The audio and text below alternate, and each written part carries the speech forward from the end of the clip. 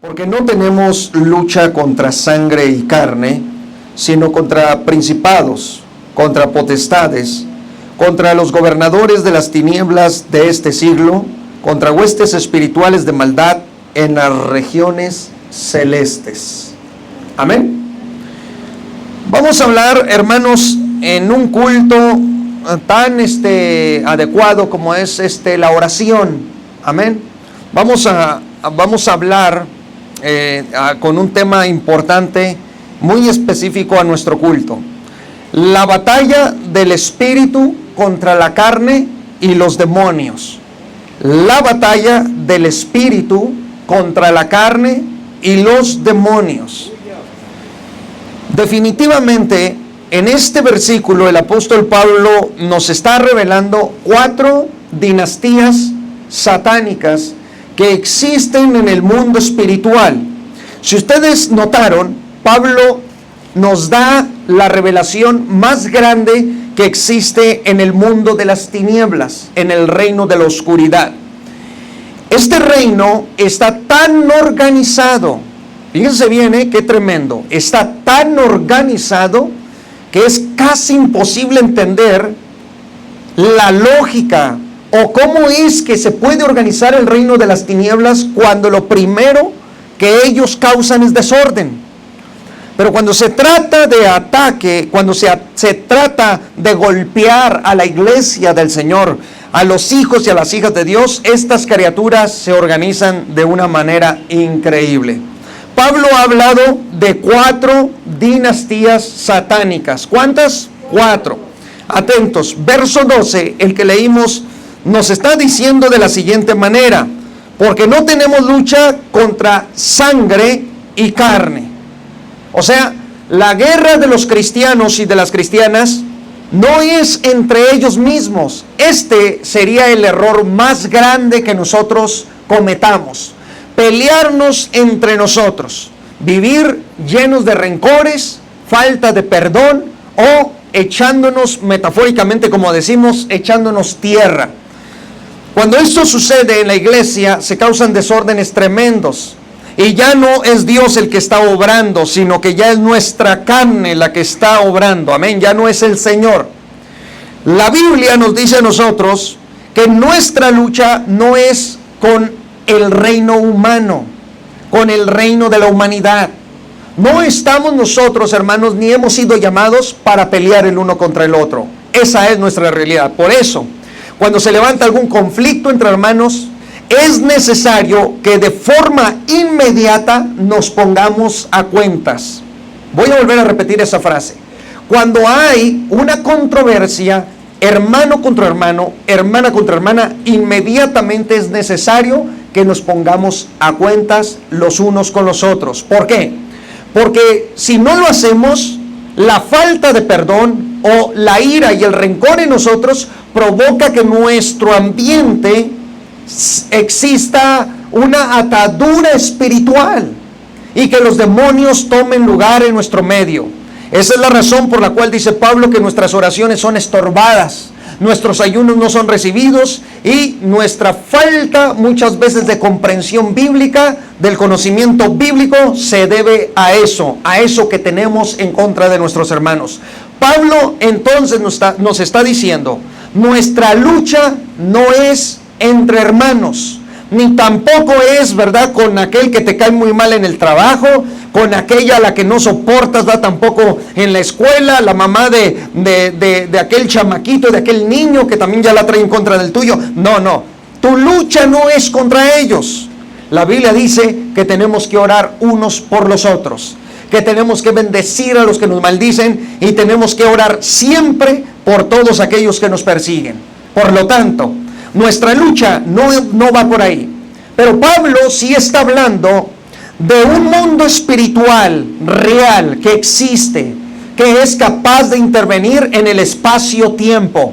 Es un mundo lleno de espíritus malignos. Miren, si Dios te permitiera a ti abrir los ojos espirituales por un momento, quedarías completamente aterrorizada y aterrorizado si no estás bien delante de Dios al ver que nuestra atmósfera pasan millones de criaturas trasladándose nación a nación, a reino y a reino, yendo a los reyes de la tierra, a los políticos, para influir en las mentalidades de los intelectuales. Se introducen en los libros hasta de textos, en el pensamiento que escriben los libros de texto de nuestras universidades, nuestras escuelas, etcétera, etcétera, a tal grado que el mundo queda invadido por la influencia espiritual demoníaca que existe en la atmósfera. Por eso la Biblia nos dice en el versículo 18 que oremos en todo tiempo, con toda oración y súplica, y lo aclara, en el Espíritu. Qué tremendo, ¿no? Entonces estas son las 4 potencias diabólicas. El Señor las reprenda. Vean ustedes, no tenemos lucha contra sangre y carne, sino, cuéntelos, contra principados. Número 1, principados. 2, contra potestades. 3, contra los gobernadores de las tinieblas de este siglo. Y 4, contra huestes espirituales de maldad en las regiones celestes. Así como en el reino de Dios hay 4 dinastías básicamente categorizadas por los angelólogos o los expertos en la doctrina de los ángeles. Por ejemplo, están los serafines, los querubines, los arcángeles, los ángeles. Debajo de estos últimos le siguen algunos tronos, algunas posesiones también como dominios, etcétera, etcétera, virtudes, etcétera. También en el reino de las tinieblas existen estas divisiones, estas dinastías, ¿verdad?, que están a cargo y a servicio de Lucifer. El Señor lo reprenda. Estas criaturas de forma constante están actuando en el mundo. Por eso tenemos las famosísimas actividades paranormales en muchos hogares, que se abren los cajones, que tiran cosas, que hay objetos cayendo y empiezan a decir es que alguna niña está ahí, mi abuelo se murió y se aparece. Y tenemos todo este tipo, ¿verdad?, de leyendas que levanta el populacho. Pero bíblicamente hablando, no es ni el niño, no es ni la niña, no es ni tu abuelo, sino criaturas altamente satánicas, cargadas de un poder malévolo, que son capaces de paralizarte por completo. Por esa razón es necesaria la oración, la cobertura en el Espíritu, hermanos, la cobertura en el ayuno, la cobertura en la lectura de la palabra. Tú no puedes por ningún momento descuidarte, porque en el momento que nos descuidamos, somos atacados brutalmente por este mundo espiritual y demoníaco. No podemos nosotros descuidarnos. ¿Por qué las iglesias están débiles espiritualmente? Porque estas fuerzas diabólicas atacan a la congregación, atacan a la iglesia de Cristo de forma constante. Vean ustedes, la palabra principado viene de la palabra griega arge. Arge, la palabra arge o arche, significa principado como primeros jefes, criaturas en primer rango. Son las criaturas bajo Lucifer, las más altas que existen en el mundo espiritual demoníaco. O sea, los principados son ángeles caídos con rangos principales en el reino de las tinieblas. Un ángel caído es diferente a un demonio. Entendemos que un ángel caído es una criatura muy poderosa, pero un ángel caído no puede poseer cuerpos humanos. Puede influir en el cuerpo humano, puede influir en la mentalidad humana, puede descifrar ciertos pensamientos del hombre y de la mujer, pero no puede tomar posesión de un cuerpo. Entonces, ¿qué es lo que toma posesión de los cuerpos humanos cuando estos son poseídos por estas criaturas o entes espirituales? Los demonios. Los demonios son las criaturas más bajas que existen en el mundo espiritual del reino de las tinieblas. Pero para comenzar, La palabra arjé en el griego está significando a una criatura, a un ángel encargado de un territorio, ya sea de una nación, ya sea de naciones enteras, como por ejemplo la Biblia en el libro del profeta Daniel capítulo 10 nos describe al príncipe de Persia, al príncipe, o sea, un arjé, a un príncipe, a un ángel caído que tenía posesión sobre la antigua Persia, que es el actual Irán. Imagínense ustedes, un ángel caído había tomado posesión de todo el territorio de la nación de Irán, de los iraníes. En aquel tiempo era Persia. Entonces, podemos nosotros ver en el capítulo 10 de Daniel que esta criatura tenía dominio sobre este territorio. Mas sin embargo vemos también al arcángel Miguel que desciende, pelea contra el príncipe de Persia y lo derrota. Esto quiere decir que en el reino espiritual de Dios también hay criaturas que pelean a favor nuestro. Estos son los ángeles que Dios envía. Y Satanás sabía perfectamente de estas criaturas porque él mismo conocía. Decía, a sus ángeles mandará acerca de ti para que te guarden en todo tiempo y no tropieces en piedra. El mismo Lucifer sabía que el mundo espiritual de los ángeles también tiene rodeada la iglesia. Pero yo voy a tratar ahora aquí sobre las batallas del espíritu humano, de tu espíritu y de mi espíritu. En esta tarde hay 3 oídos en tu mismo ser que me pueden estar oyendo. Primero, puede que me estés oyendo en este mensaje solamente a través de tus oídos físicos, de tus aparatos auditivos. Y esto, cuando tú escuchas esta palabra, por aquí te va a entrar, mira, y por acá te va a salir. Porque me estás escuchando desde un campo y una esfera física. El otro estado en el hombre que me puede escuchar es en el alma. Y el alma tiene una composición emocional, una composición de emociones, de deseos, de deleites, de pasiones. Y también en el alma puedes perder la información de la palabra de Dios. Porque el alma está caída y por generaciones lo ha estado desde Adán y Eva hasta nuestra fecha.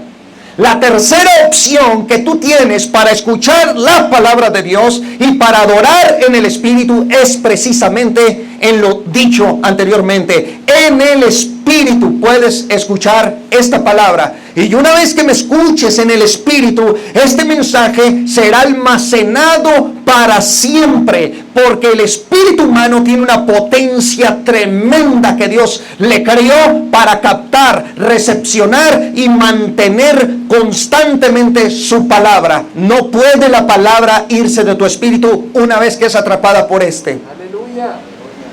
Por eso tú no puedes decir, es que a mí la palabra se me olvida. No, no puedes decir eso. ¿Sabes por qué? Porque el espíritu comió, se alimentó, y el espíritu es de naturaleza eterna, al menos en el presente y en el futuro. Entonces, desde ese punto de vista, la palabra será almacenada perpetuamente en tu vida. No puede ser olvidada. Esto es imposible, porque la palabra de Dios se hace una con el espíritu humano. Bendita la gloria de Dios. Por eso es muy importante que oigamos lo que el Espíritu dice a las iglesias. Bendito Dios. La segunda categoría de criaturas son las potestades. El griego exousia.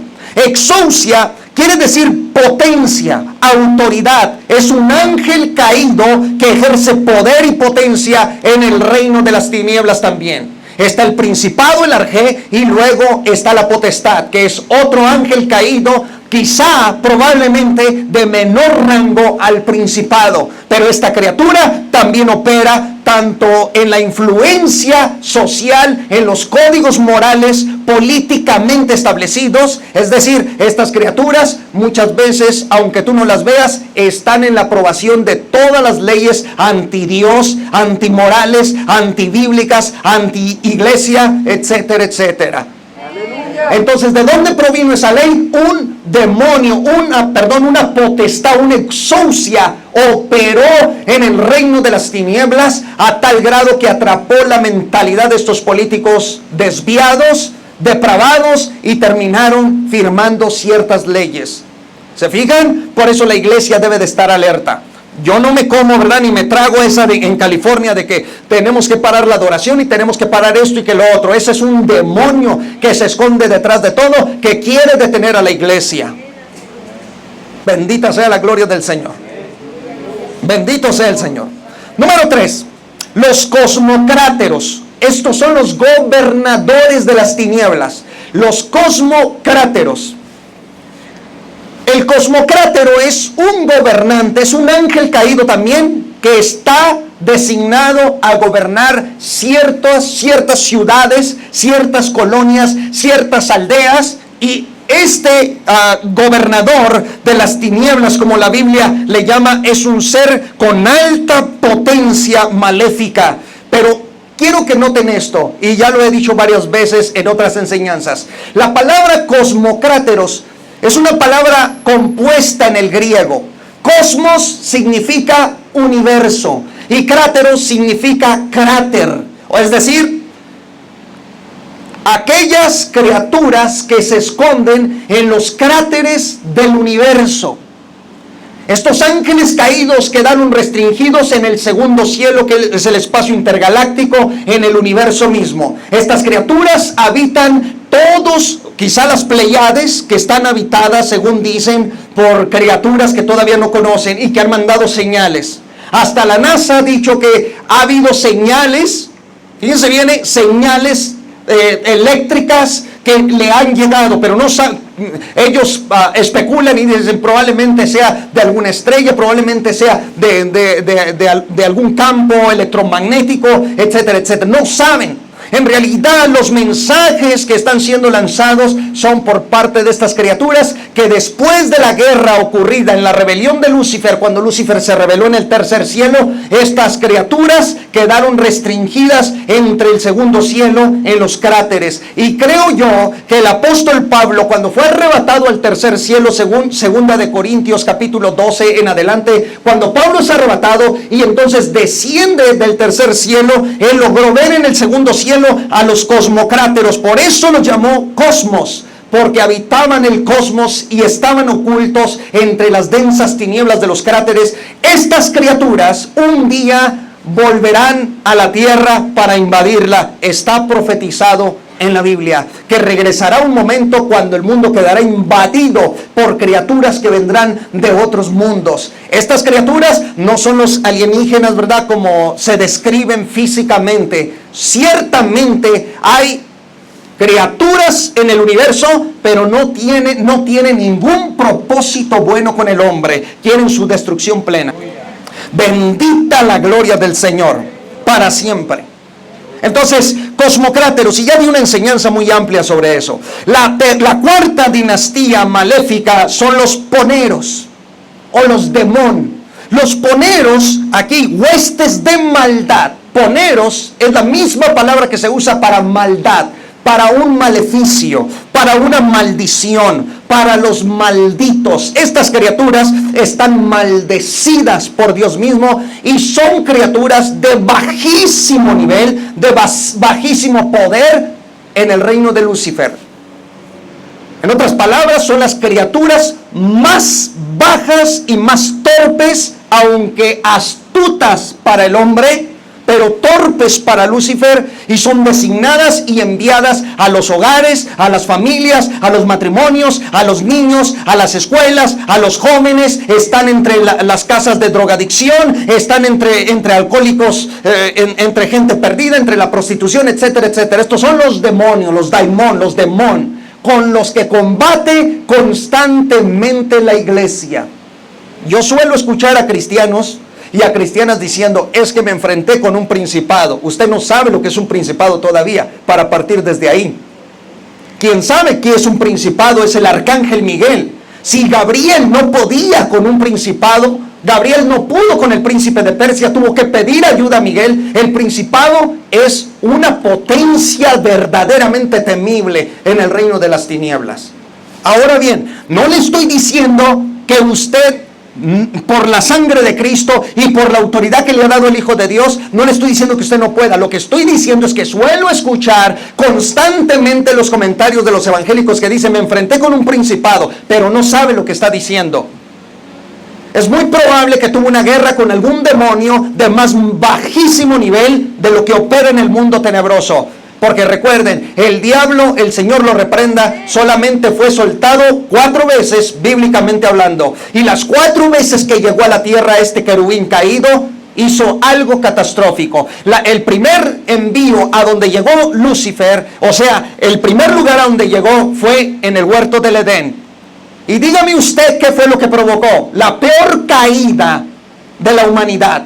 Tentó a Adán y a Eva y los derribó. Y hasta ahorita, después de tantos miles de años, todavía resentimos el pecado en nuestra carne, resentimos nuestra carencia, resentimos nuestros pesares en el alma, y parece ser que estamos atrapados en el espacio-tiempo, en un cuerpo limitado, restringido, un cuerpo que se cansa, que tiene que comer para ser sustentado, etcétera, etcétera. Y tenemos que morir un día. A ese grado fue el golpe de Lucifer en el huerto del Edén. Hay gente que dice que el diablo ya me trae, tampoco sabe lo que está afirmando. A usted ahí lo trae, pero ¿verdad?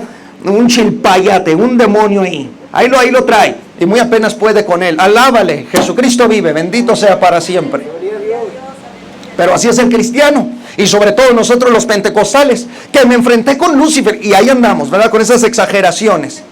Entonces yo cuando escucho digo, cálmate Job, cálmate, porque no sabes lo que estás hablando. Ve, en la segunda salida que tuvo Lucifer, porque él anda como león rugiente buscando a quien devorar alrededor del planeta, fue contra Job. Y dígame usted, ¿qué le sucedió a Job? Una catástrofe tremenda, una desgracia, algo tan terrible a un hombre justo, perfecto, recto, temeroso delante de Dios. No era un hombre carnal como tú y yo. No era un hombre carente, ¿verdad?, de congregarse como tú y yo. Ese hombre se levantaba todos los días, dice la Biblia, oraba por sus hijos, sacrificaba tantos animales por sus hijos, presentaba sacrificios diarios delante de Dios por las mañanas. ¿Y saben qué? Job no conocía a Dios. Lo hacía por fe. ¿Cómo sabemos eso? Lee el libro de Job y se dará cuenta que al último Job le dice, de oídas te había oído, pero ahora mis ojos te ven. O sea, no lo conocía y aún así le servía. Bendito sea el Señor. ¿Y qué fue lo que le arrebató Lucifer a Job? Bueno, primero le quitó toda su economía, más de 30 millones de dólares, haciendo una evaluación de aquel tiempo y todo lo que tenía entre economía, hacienda, casas, propiedades, y lo que costaban los camellos, las yuntas de bueyes, el ganado que él tenía. Haciendo una evaluación, yo saqué más o menos unos 30 millones de dólares en su tiempo. Job era riquísimo este hombre, pero le arrebató 30 millones de dólares de la cuenta bancaria, y dice la Biblia que se lo arrebató así, en un momento. Ese es el ataque de Lucifer. Tú apenas pierdes 2 días de trabajo y andas llorando, ahí anda, ay, a ver cómo le hago para pagar. El diablo me está atacando. No, no es el diablo, es tu falta de trabajar. Alábale, bendito sea el Señor. Y es que el enemigo me quitó esto y me quitó lo. Tú no sabes lo que es el ataque de Lucifer. El Lucifer es un querubín, y un querubín tiene una potencia de tremenda, feroz, terrible, terrible. Su impacto desordenó el planeta. Génesis 1 y 2, cuando dice, y la tierra estaba desordenada y vacía. Su impacto, según Ezequiel, desordenó el planeta, hizo un caos tremendo, causó una desgracia terrible. Bendito Dios. ¿Qué fue lo otro que le quitó a Job? Lucifer, bueno, le arrebató también a su familia. 10 de sus hijos murieron. Escuche bien lo que le voy a decir, porque esto a mí me enciende en un celo de parte de Dios, porque los creyentes evangélicos, quién sabe cómo somos. Mire, 10 hijos le arrebató. 10 sepulcros, 10 funerales. Ahí estaba el pobre hombre velando a sus hijos, a los que tanto amaba. Les quitó la vida a Satanás. Número 3, le quitó su matrimonio. ¿Cierto o falso? Su esposa le dijo, maldice a Dios y muérete. Y se le fue la esposa y Job se quedó solo. Y número 4, le quitó su salud física. Y una sarna maligna, o sea, maligna porque era de procedencia del reino de las tinieblas. Una sarna maligna le empezó a atacar el cuerpo. Y número 5, intentó el diablo quitarle su relación con Dios, y fue aquí donde no pudo Lucifer con Job, porque Job seguía honrando y glorificando al Señor. Entonces, amados y amadas del Señor, es complicado cuando oímos a alguien decir, es que el diablo me está atacando. A mí me parece complicado. En mi mente yo descifro eso, inmediatamente ya lo trae un demonio, ya lo trae el chanclas, lo trae un chanclitas, ¿verdad? Es lo primero que se me viene a la mente. Y no atribuirle a Satanás a porque mira, hasta un hermano ya te trae para un lado y para otro con un comentario y una crítica. Ahora imagínate Lucifer. Te saca del cristianismo blasfemando. Por eso dale la gloria y la honra al Señor, que Lucifer no tiene el permiso de tocarte, porque si tuviera el permiso, ay Señor, quién sabe qué tanto haría con nosotros. Y cuando digo no tiene el permiso de tocarte, no estoy diciendo que no tenga el permiso de lanzar dardos malignos, ni de influenciar. Lo que estoy diciendo es que él no tiene el permiso de tocar tu espíritu, porque tu espíritu ha sido lavado con la sangre de Cristo. Bendito sea el Señor. Ahora bien, hermanos, otro ataque fue contra el Hijo de Dios. ¿Se acuerdan la tentación en el desierto? Ahí también fue soltado Lucifer y ya sabemos su historia. Quedó derrotado y humillado delante del Señor Jesucristo. Y la cuarta vez donde será suelto el diablo es en los tiempos del fin, cuando el dragón arrastre a la tercera parte de los ángeles y peleen contra el arcángel Miguel y contra sus ángeles. ¿Se fijaron? Son escasas las llegadas de Lucifer a este mundo para atacarlo. Pero ¿qué quiero decir con todo esto? Que aunque Lucifer no se encuentre, digamos, de una manera total atacando a un cristiano cara a cara o enfrentándose con él cara a cara, sí lanza y envía criaturas demoníacas para atacar nuestras vidas. Y son con estas con las que lucha nuestro espíritu humano. Bendito sea el Señor para siempre. La palabra poneros entonces significa maldad, o sea, demonio, espíritus demoníacos. Hay otra palabra en griego que es akatarton, o también akatarton neuma. Akatarton neuma quiere decir espíritus inmundos, espíritus perversos, espíritus sucios. Así se describe en la Biblia: espíritus inmundos, espíritus sucios. Estos son los demonios más bajos que existen en el reino de las tinieblas, vuelvo y repito, y pelean contra nosotros. Bendita la gloria del Señor. Hay 4 zonas donde bíblicamente vemos la operación de los demonios. ¿Quieren ver? ¿Y por qué estoy hablando de esto? Bueno, tengo que hablar de esto para que vean las operaciones malignas que tenemos muchas veces en nuestros cultos y nosotros no nos damos cuenta que los espíritus demoníacos están atacando nuestra alabanza, atacan nuestra adoración. Es más, hasta cuando uno está predicando es cuando más comienza a llegar el sueño en muchas personas. La pregunta es ¿por qué? ¡Ay, santo Dios de la gloria! Existe un espíritu en la atmósfera al cual Pablo lo define como el espíritu que opera con la potestad del aire. Abre la Biblia en Efesios capítulo 2, verso 2. Efesios 2, 2. En los cuales anduvisteis en otro tiempo, siguiendo la corriente de este mundo, conforme al príncipe de la potestad del aire. Aquí la palabra aire es la atmósfera.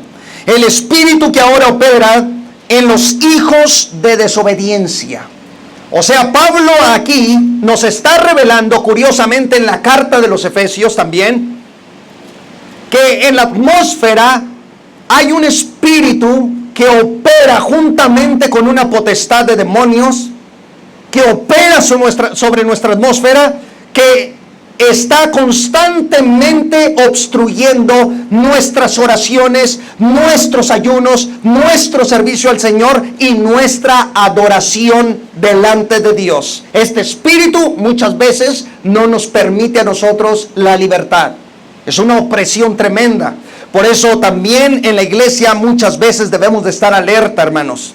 Porque hay veces que alguien dice es que el culto se sintió medio pesado y todos podemos concordar. Pero debemos de estar alerta y en el Espíritu Santo pelear por la iglesia para que se libere la adoración. Por ejemplo, en la oración que tuvimos hoy, que el Señor se manifestó lindísimo, que el Espíritu Santo descendió en nuestro medio. ¿Se fijaron? ¿Saben por qué? Porque es necesario entregarle los cultos al Señor, sabiendo que el que se para aquí no es el que lleva el control. El que lleva el control es el Espíritu Santo a través de la persona que se para aquí. Pero si estamos a lo contrario, yo me subo a este lugar pensando que yo soy el que llevo aquí las riendas, que yo soy el que aquí, ¿verdad?, pongo en la hoja el segundo y tercer paso, etcétera, etcétera. Si yo estoy pensando que soy yo el que llevo el orden, estoy muy equivocado. Ya empezó a operar, desde que yo empecé a hacer el programa, ya empezó a operar un espíritu demoníaco. Porque en mi mente le estoy encadenando las manos al Espíritu Santo y lo estoy limitando. Le estoy diciendo, déjame dirijo yo primero. Y ya como yo vea, tú te derramas. El culto, hermanos, es del Espíritu Santo. Y aunque debemos de llevar un orden, cuando el Espíritu Santo desciende, hay que hacer o pausar ese orden a un lado, porque ha llegado el Rey. Bendito sea el Señor. Por eso el que dirige o el que predica debe de tener un discernimiento espiritual despierto, hermanos. Bendita la gloria, hermanos. ¿Cuántos le alaban? Nuestra atmósfera, entonces, algo se nos opone. Algunos han sugerido que este espíritu, este príncipe de la potestad del aire es el mismo Lucifer. Yo difiero con esa postura, aunque también tiene posibilidades. Pero yo creo que este es un ángel caído que opera en nuestra atmósfera con una potestad, con una jerarquía tremenda, bajo su mando, una legión de demonios que está operando en nuestra atmósfera de forma constante para oprimir a la iglesia del Señor. Hay veces que hasta la cabeza, yo escucho a cristianos de repente que dicen, hasta la cabeza me dolió, hermano, algo estaba allá adentro. Algo estaba operando. ¿Se fijan? Entonces, número 1, operan en la atmósfera. Número 2, habitan en lugares desérticos, lugares alejados del agua, no quieren saber nada con el agua. Vean ustedes, vamos a Mateo capítulo 12, verso 43. Alguien dijo, ¿por qué no quieren saber nada con el agua? ¿Que no se bañan? No les gusta bañarse. Vean, Mateo 12, 43. Cuando el espíritu inmundo, o sea, la catartos, sale del hombre, anda por lugares secos. Otras versiones dicen desérticos, buscando reposo y no lo halla. Después leemos el resto, porque voy a entrar después a eso. Vea usted, los espíritus demoníacos también acostumbran las áreas desérticas. Entonces, teológicamente, nos preguntamos, ¿cuál es la razón por la cual estas criaturas se alejan a los lugares desérticos y no quieren estar cerca del agua? Bueno, hay dos posibles explicaciones para esto. La primera es que cuando estos espíritus fueron impactados en el diluvio, estos demonios estaban dentro de los cuerpos de los gigantes llamados Nefilim, ¿se acuerdan? Cuando el diluvio vino, estas criaturas que estaban dentro de esos cuerpos, al ver el impacto del agua, como el Creador les iba a arrebatar los cuerpos que ellos poseían en el Génesis capítulo 6, al ver cómo estos cuerpos fueron inmediatamente inundados, ahogados en el agua, estas criaturas salieron perdiendo sus cuerpos, y estos cuerpos, algunos quedaron bajo sedimentos de la tierra, ¿verdad?, muy profundos. Otros están petrificados en el hielo de los polos, el polo norte y polo sur, según la palabra de Dios, cuando Jehová hizo soplar un fuerte viento y amontonó los polos, el norte y el sur, creando así los polos del planeta, porque antes no estaban. Ahí iban los cuerpos de gigantes y hasta la fecha están petrificados entre el hielo. Pero los demonios salieron de esos cuerpos y hoy habitan toda la atmósfera. Entonces no quieren saber nada con el agua porque les recuerda su gran fracaso y la pérdida de sus cuerpos. Esta es una posible explicación. Y la otra es semejante. Cuando en la creación también el impacto de aquellas criaturas que habitaban la tierra primitiva y que perdieron sus cuerpos, curiosamente también fueron impactadas con un diluvio, y es el diluvio de la tierra original. Pero para no entrar a eso, sigamos adelante. También dije que estas criaturas habitan el universo, en las regiones celestes. Por eso Pablo dice regiones celestes, o sea, los lugares del universo. Y puedo entender yo aquí que los cosmocráteros son especializados en estos lugares. Y número 4, estas criaturas también se manifiestan en las congregaciones. En Lucas capítulo 4, verso 33, si usted abre la palabra de Dios, Lucas 4:33, se nos dice: estaba en la sinagoga un hombre que tenía un espíritu de demonio inmundo, el cual exclamó a gran voz. Vean que los demonios estaban dentro de la misma congregación, en la sinagoga. Por eso no debe de extrañarnos a nosotros que haya espíritus que en ocasiones nos ataquen desde adentro de la misma iglesia, o en el momento que estamos adorando, en el momento que estamos escuchando la palabra, cualquier espíritu puede llegar y si no estamos despiertos puede atacarnos. Se manifiestan en medio de los cultos. Bendito sea el Señor para siempre. No te debe de extrañar si eso pasa entonces. Recuerda que estamos en constante guerra. Y es donde operan y es el campo de batalla más grande que tenemos. Ve, dejemos a un lado a los principados, a las potestades, a los gobernadores y a los demonios. Y ahora vayamos a la lucha que tú tienes que primero vencer. Antes de pensar en derrotar un demonio, antes de pensar en derrotar un principado y a estas criaturas malvadas, hay una guerra que primero debes vencer. Si no logras vencerla, entonces no va a haber otra nada más que esperar la derrota. Quiero que abran la Biblia en Primera de Tesalonicenses capítulo 5 y verso 23. Primera de Tesalonicenses 5:23. Fuimos la única creación hecha con dos naturalezas distintas que componen todo nuestro ser. La Biblia dice: y el mismo Dios de paz os santifique por completo, y todo vuestro ser, espíritu, alma y cuerpo, sea guardado irrepresible para la venida de nuestro Señor Jesucristo. Ahora bien, hermanos, nuestra hechura, cuando el Señor creó a Adán y a Eva, lo hizo con cuerpo, alma y espíritu. Somos un solo ser, pero compuesto de 3 elementos. Es decir, somos una composición química y espiritual. Química porque somos seres materiales y físicos también, pero espirituales porque tenemos un espíritu y un alma.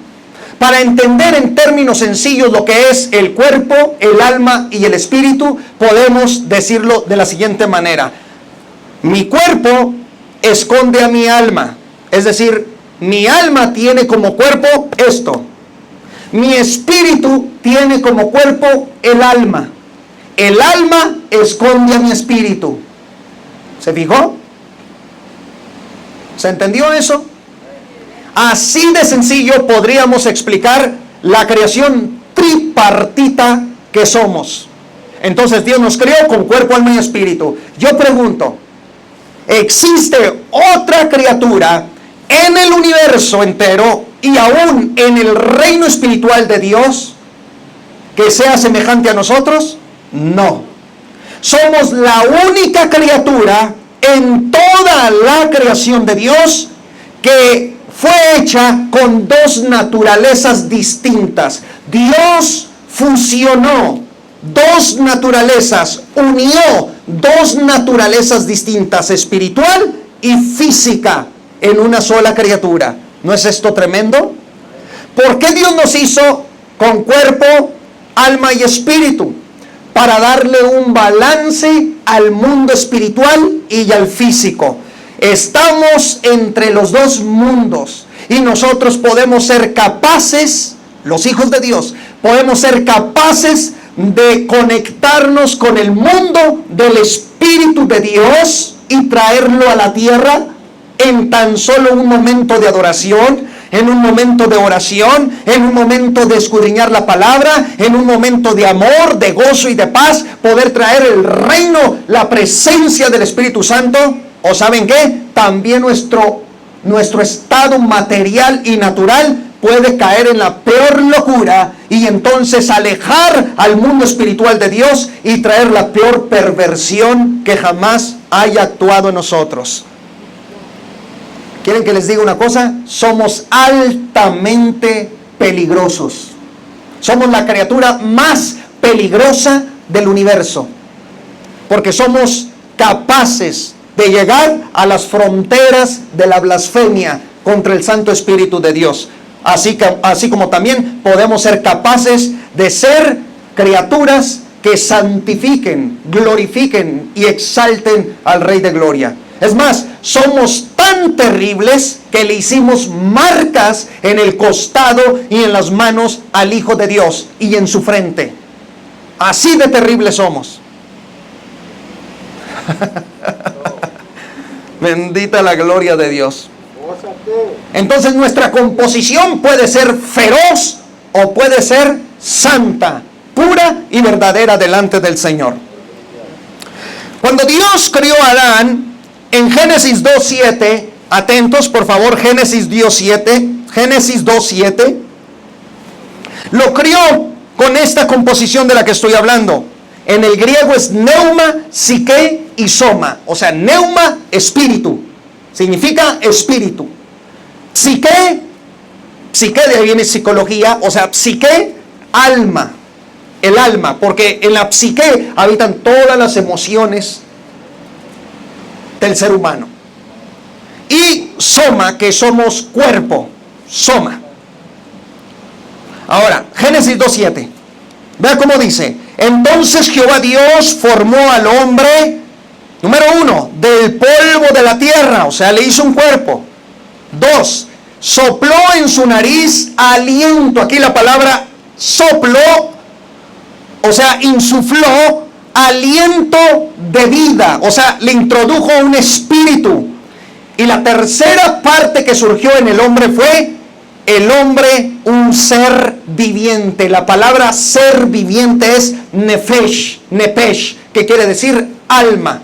Aquí están las tres partes del hombre: ruach, o sea, aliento; ruach, espíritu; y también la palabra basar, que es el cuerpo humano; y la palabra nefesh, que es ser viviente o alma viviente.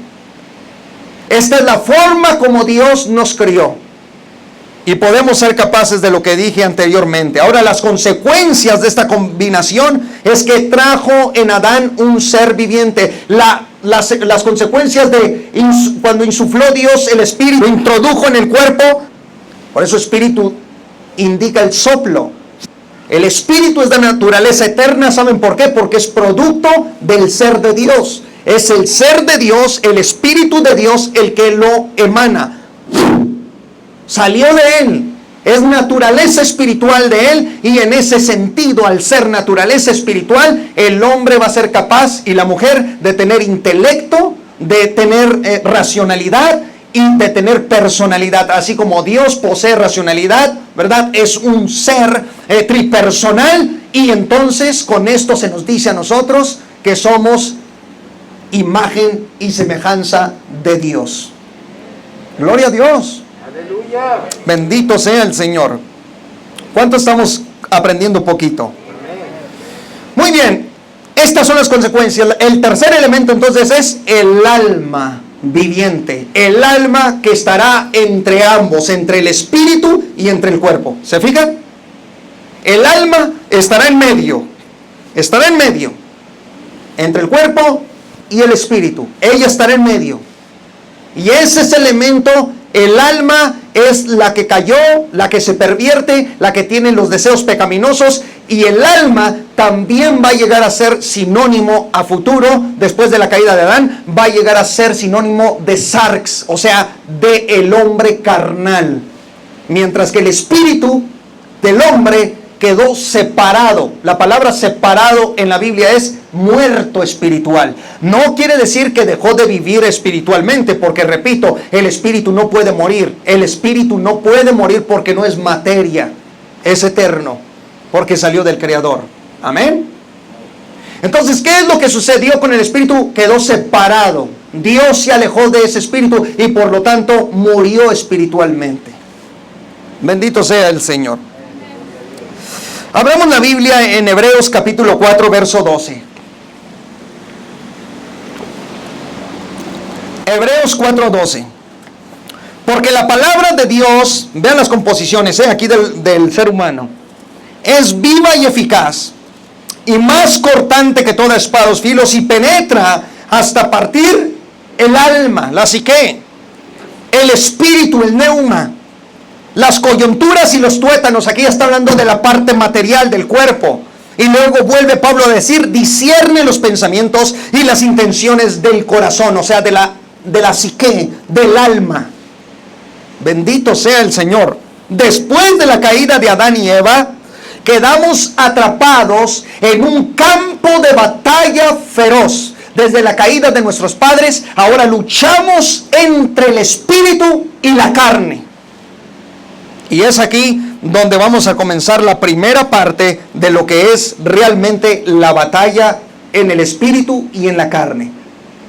Los puntos anteriores, que también son parte obviamente de este mensaje, son para dejarle saber usted de dónde venimos, cómo fuimos creados, cómo fuimos hechos y qué es lo que nos obstruye en el mundo espiritual. Aleluya. Pablo nos dice en el libro de Gálatas de la siguiente manera. Gálatas 5:16 para los que están apuntando. Digo pues, andar en el Espíritu. Aquí la palabra Espíritu se refiere al Espíritu Santo. Pero dice, y no satisfagáis los deseos de la carne. La palabra carne en el griego es sarx, con X al último, sarx. Y ahorita le voy a decir que es sarx. Y dice Pablo, porque el deseo de la carne es contra el Espíritu, y el del Espíritu es contra el de la carne, y estos se oponen entre sí para que no hagáis lo que queréis. ¿Cómo la ven? O sea que la primera guerra en la que tenemos que entrar tú y yo es una guerra entre tu espíritu y tu propia carne pecaminosa. La carne son los deseos, las concupiscencias, los deseos malsanos, las perversiones que habitan en nuestra alma. Es ese deseo pervertido que tenemos. Esa es nuestra sarx. ¿Sí se fijan? La palabra cuerpo se utiliza también sarx para las partes del cuerpo, pero dependiendo en el contexto. En la mayoría de ellos, la palabra sarx siempre se aplica a los deseos pecaminosos del hombre que radican en el alma humana. Quiero que escuchen esto con atención. La creencia oficial en la teología que sostenemos es que Dios, cuando nace un pequeñito o un niño, cuando viene un niño, cuando se le dice a la mujer, en tu vientre hay una criatura, no debemos de pensar que Dios mandó un alma en ese momento para que entrara a ese cuerpo, un alma del cielo. No, señores, no se debe pensar así. Lo que mandó Dios es el espíritu de vida, pero el alma, ¿de dónde vino? El alma fue heredada, el alma se nos heredó, por eso somos hijos de Adán y Eva. Y por eso somos herederos del pecado, porque en el alma se nos heredó la sarx, el pecado. Por todas las generaciones nuestra alma está caída y es completamente degenerada. Es el alma humana la que tiene que ser regenerada y restaurada. Cuando nuestro espíritu entra por el aliento de vida que Dios manda, porque el espíritu viene y vuelve a Dios una vez, ¿verdad? Que te cafetean, bendita sea la gloria de Dios. Pero el alma humana está llena de pecado, ese es el sarx. Ahí tenemos los deseos malignos, porque, escuchen, afirmar que Dios envía almas nuevas todos los días, es decir, que Dios está enviando almas pecadoras. ¿Se fijaron? Si Dios envía un alma del cielo, al vientre para que esté en ese cuerpo, y sabemos que ese humano por naturaleza viene en pecado. ¿Qué estamos diciendo? Que Dios está mandando almas pecadoras, y esto no puede ser posible. Por eso, bíblicamente, el alma se hereda y viene y ha sido trasladada, escondida en el ADN, en el código genético hereditario. Ahí viene escondida. Por eso traemos el alma de nuestros primeros padres, las almas. Me gustaría hablarles mucho de eso, pero no hay tiempo. Bendito sea el Señor. Alábale, gloria a Dios. La guerra entre el espíritu y la carne, según Gálatas capítulo 5, verso 24, dice: pero los que son de Cristo han crucificado la sarx, la carne, con sus pasiones y deseos. Si vivimos por el espíritu, andemos también por el espíritu. Por eso les dije, hagamos a un lado, ¿verdad?, que tengo un enfrentamiento con 10,000 demonios. Primero controla, ¿verdad?, tu carácter de anticristo que traes. Primero controla la ira, el enojo, la gritería que traes en casa. Primero controla a la carne, mi chavo. Es que a mí evangélicos se me acercan y que pelea con esto y con el otro, y en casa son unos gritarías, allá en el trabajo son maldicientes y todo. Primero controle su carne, para que luego ande allá peleando con demonios y esto y lo otro, y saque una espada y haga lo que quiera. Primero controle su actitud, primero obedezca, primero sea obediente, haga la voluntad del Padre, primero ore, primero ayune, primero lea palabra, primero viva en el Espíritu. Primero hay que ver que realmente derrotó su carne y verdaderamente crucificó su carne con sus pasiones y deseos. Y ya después habla de que la guerra y que el campo minado y esto y lo otro. Pablo dijo: con Cristo estoy juntamente crucificado. Pero yo no puedo decir lo mismo que Pablo. Eso lo dijo Pablo porque estás hablando del gran apóstol Pablo, de un siervazo de Dios, del hombre más profundo que hayamos conocido después de Cristo en cuanto al conocimiento y a la revelación bíblica. Así es que hay cristianos que con Cristo estoy crucificado juntamente. No es cierto, te conozco bien y tú me conoces bien. No es cierto, no estás crucificado todavía. Sigues en la batalla, sigues en la lucha. Deja ese texto para aquel ancianito que ya está por partir. Déjalo a él que lo aplique y él diga: con Cristo estoy crucificado ya. Crucifiqué mi carne, estoy listo para cuando el Señor venga me lleve. Pero no tú, tienes 24, 25 años, 35. Todavía te falta batalla, todavía te falta lucha, todavía te falta terminar con esas pasiones y ese pecado que nos cargamos. Bendito sea el Señor. O sea, la guerra más grande a vencer es yo mismo.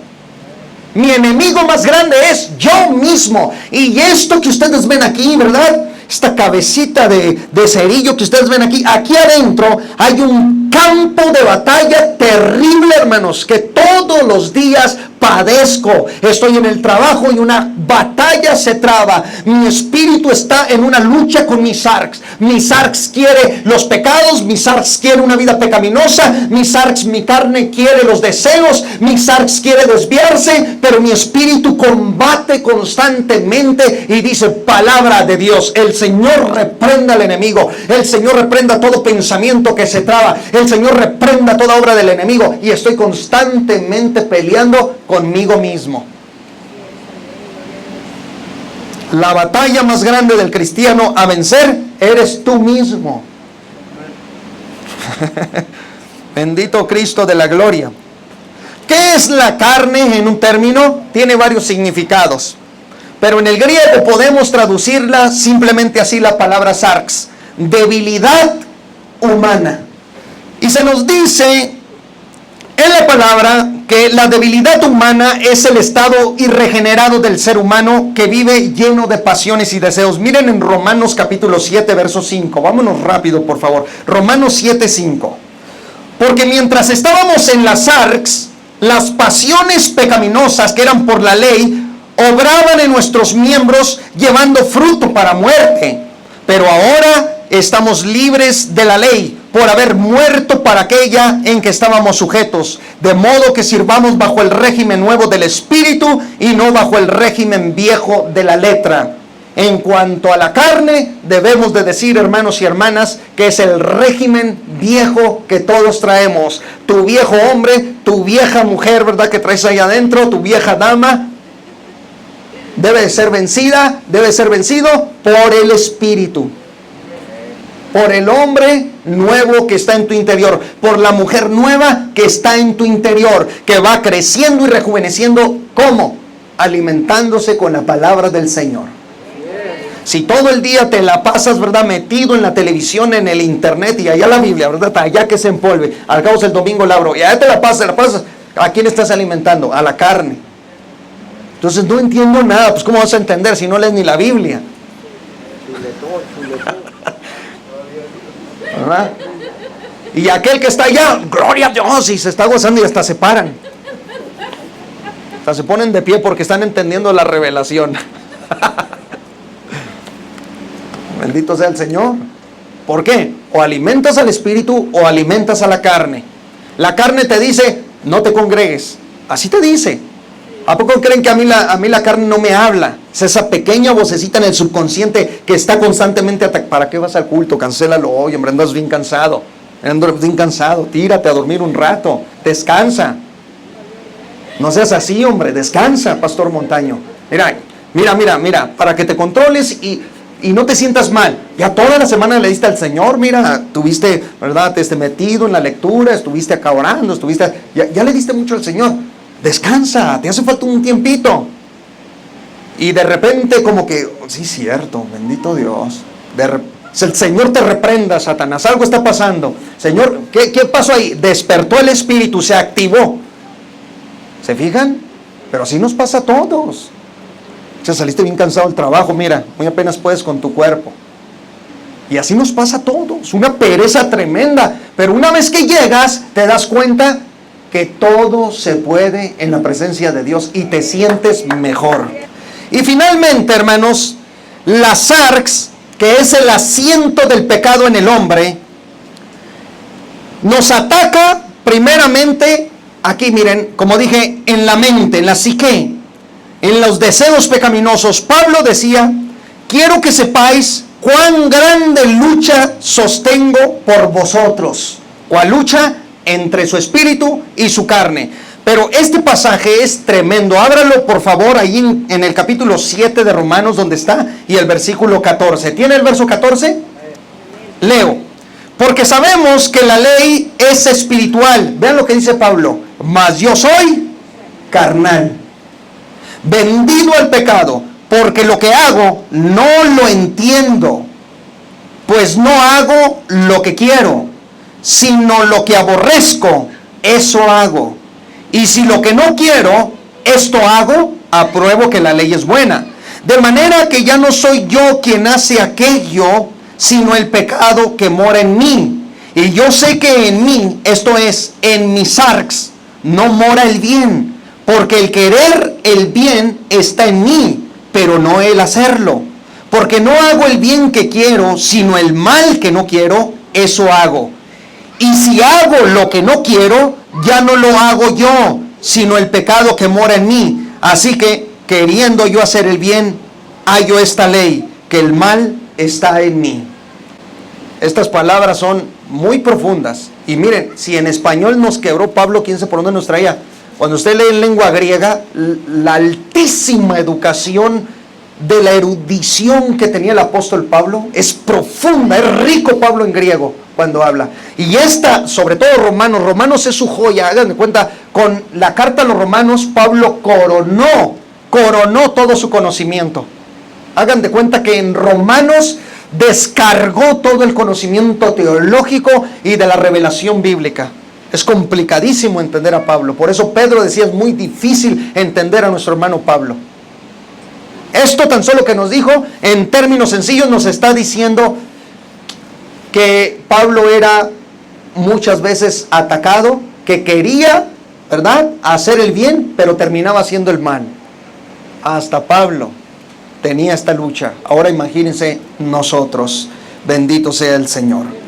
Lo último, la carne se opone a nuestro espíritu, porque en nuestro espíritu Dios depositó 3 cosas básicas que no las encuentras en el alma. Es el Espíritu el que influye en el alma para que esto sea posible y ocurra. Vean ustedes. Número 1, la adoración. Por eso dice, los que adoran en espíritu y en verdad. Por eso dice, Dios es espíritu y los que adoran. La adoración no está en el alma porque el alma está caída. Más bien, el alma recibe la señal que está en el espíritu de adorar y se activa el alma, dejando a un lado las arcs, los pensamientos malignos, se activa por causa del mundo del espíritu que está detrás de ella.